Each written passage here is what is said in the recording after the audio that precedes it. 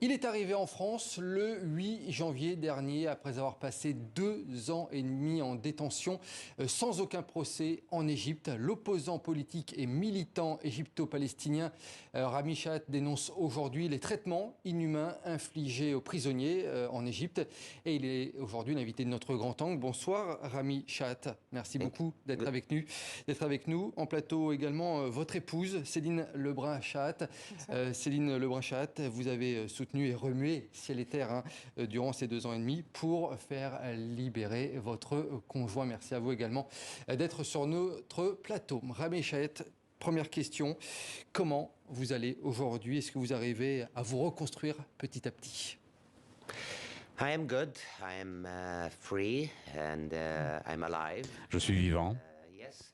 Et oui, ça prend du temps pour récupérer, pour comprendre ce qui se passe, pour vraiment y réfléchir, apprendre à utiliser les mobiles, conduire, apprendre le temps du temps, mais avec l'aide de ma femme et l'aide de tous, je suis déterminé à poursuivre. Et je poursuis.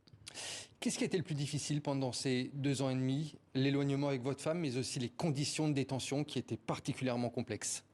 De toute façon, le sentiment d'injustice, le sentiment des traitements inhumains, d'être arresté chez soi après minuit par des soldats armés de mitraillettes qui prennent ma femme et qui la déportent illégalement, l'expulsent illégalement, et qui me jettent, moi, dans un quartier de haute sécurité avec mes yeux derrière un bandeau et menotté pendant 3 jours.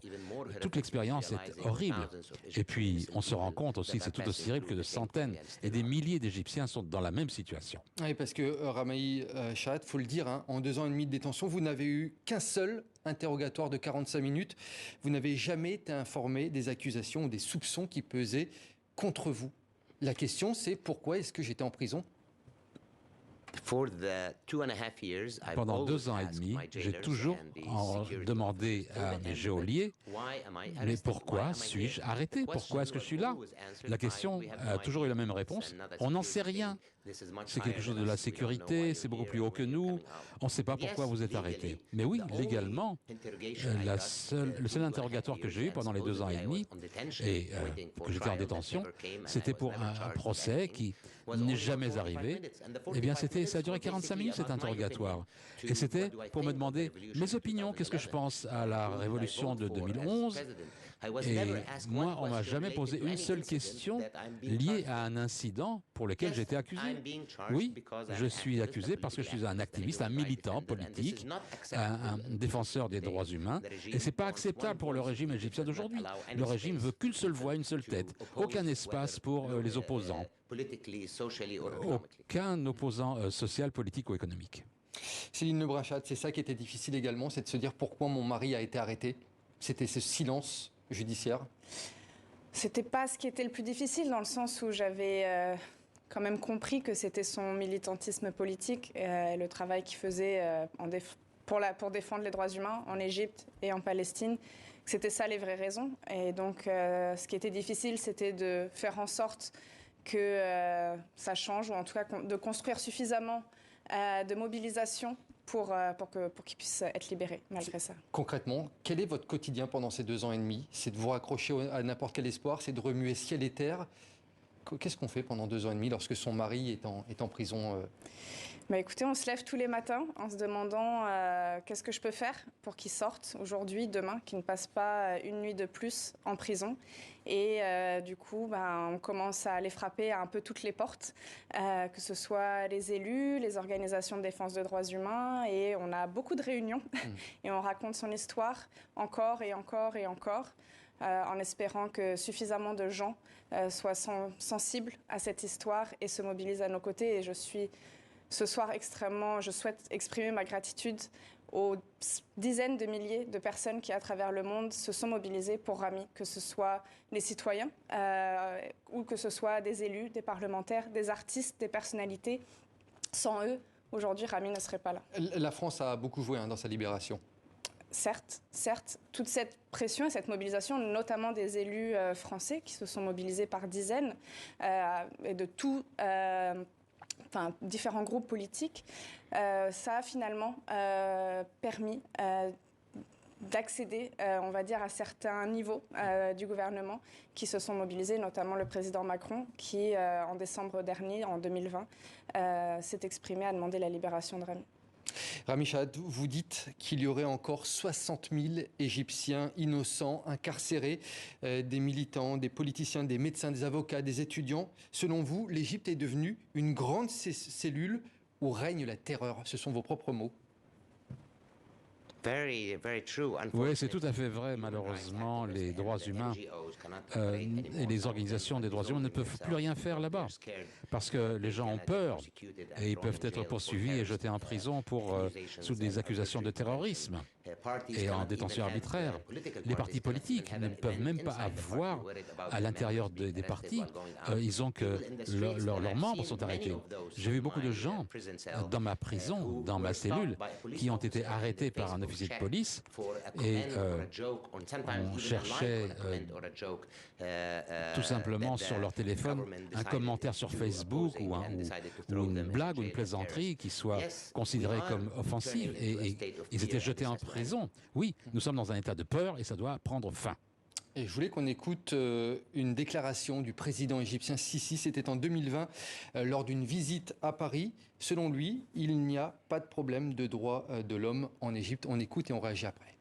Votre intérêt pour le sujet des droits de l'homme en Égypte, c'est comme si nous ne respections pas les gens, comme si nous n'aimions pas notre société, comme si nous étions des gens violents, durs, despotiques.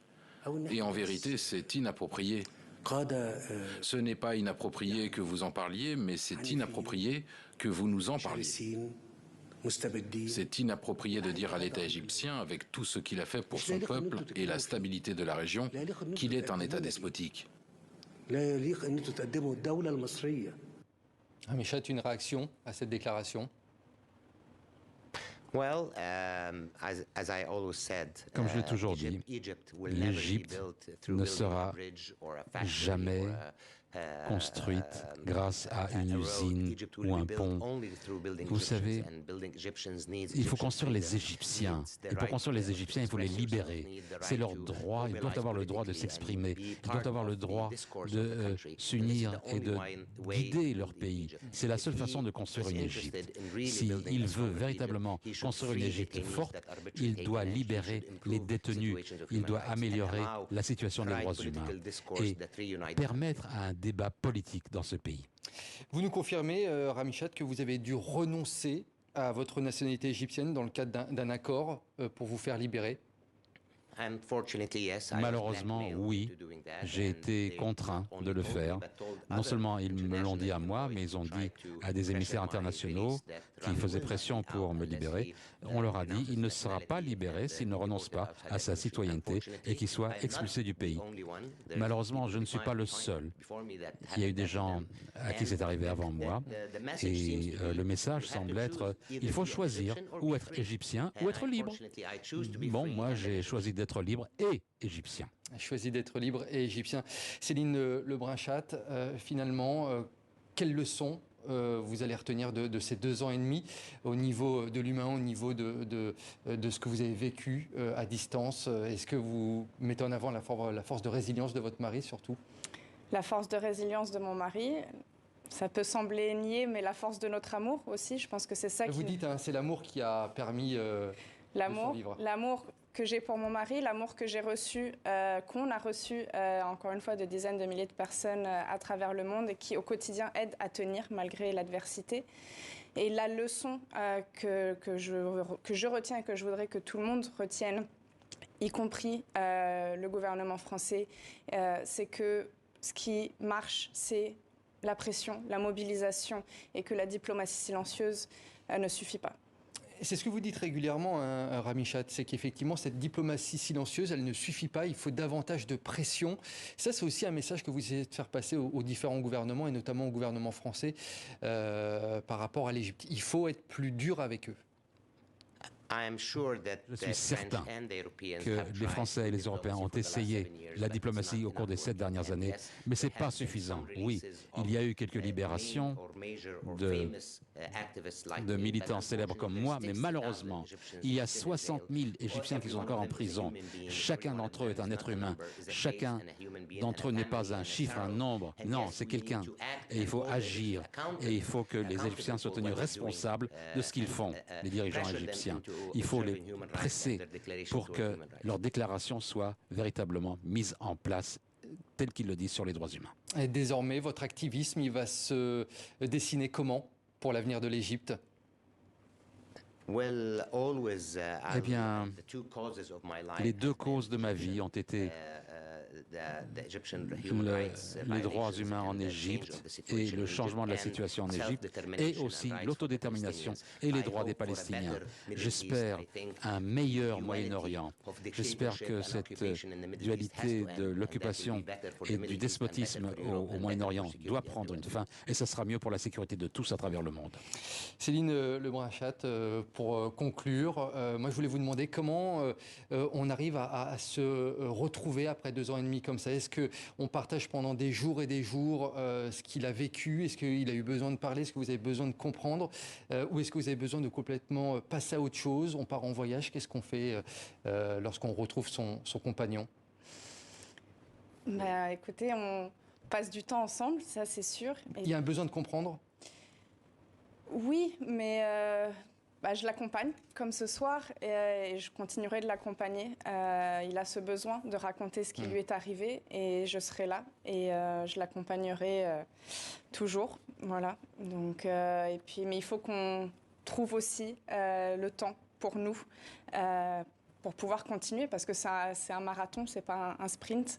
Et donc, il faut qu'on prenne le temps aussi de se retrouver au calme. Eh bien, merci en tout cas de ces témoignages. Merci beaucoup Rami Chatt et merci à vous Céline Lebrun-Chatte d'être venue sur le plateau de 64 minutes. Merci à vous. Merci beaucoup.